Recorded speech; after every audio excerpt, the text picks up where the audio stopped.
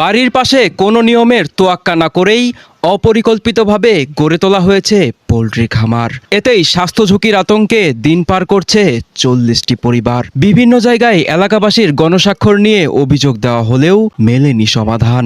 উল্টো বাধা দিতে গেলে কারো কথার তোয়াক্কা করেনি অভিযুক্ত আমিনুর রহমান। দুইবার পুলিশ পাঠিয়েও থামানো যায়নি তাকে, এমনটিই দাবি এলাকাবাসীর। ঘনবসতিপূর্ণ এলাকা, তার মাঝেই কোনো ধরনের সুরক্ষার ব্যবস্থা ছাড়াই দেওয়া হচ্ছে পোল্ট্রির খামার। এতেই স্বাস্থ্য ঝুঁকির আতঙ্কে রয়েছে প্রায় 40টির মতো পরিবার। সব জায়গাতে অভিযোগ দিয়েও কোনো প্রতিকার পায়নি পরিবারগুলো। ঘটনাটি ঠাকুরগাঁওয়ের হরিপুর উপজেলার ভাতুরিয়া ইউনিয়নের টেংরিয়া চাপসা গ্রামের। সেই ঘটনার বিস্তারিত জানাচ্ছি আমি রাকিব ফেরদৌস।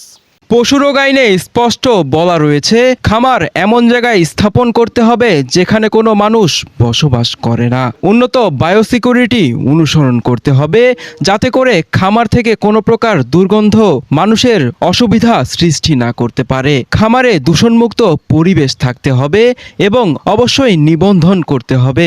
এর কোনোটির জন্যই কোনো প্রকার ব্যবস্থা না করেই এসব অপরিকল্পিত খামার ডেকে আনতে পারে মহাবিপদ। আমিনুর রহমানকে আমি বাধা করছি যে এখানে মুরগির খামার হবে না। তাও ওই জোরবজুর পরে আমার ঘরের সাথে একটা 65 হাত ঘর দিয়ে ফেলালো। তে আমি থানায় করলাম, টিউন সাহেবকে দিলাম, তো রায় দিল ওদের এখানে দেওয়া যাবে না। পুলিশ আসলো, বলে দেওয়া যাবে না, এখানে হুমকি দেখালো। ফের আবার পুলিশ 2 দিন পর টাকা খালো, ফের কইছে দেওয়া যাবে। আমি ফের গেলাম থানায়, ফের ওসি সাহেব বললো যে ওখানে বাধা করে দিয়েছো।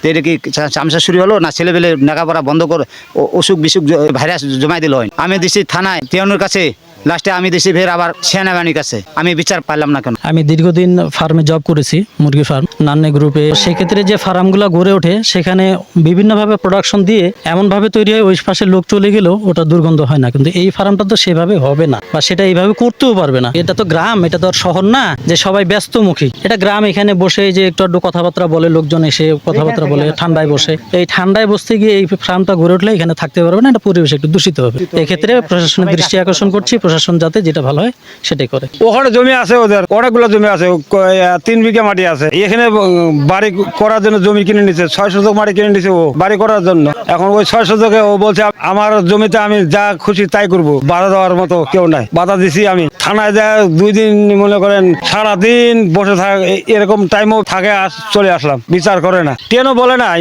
কিছু, এখানে হবে না, অন্য জায়গায় তোমরা লাইন পাতো। প্রতিটা গ্রামে সবাই আবার লিখিত দিছে, সবার শৈশব করা আছে।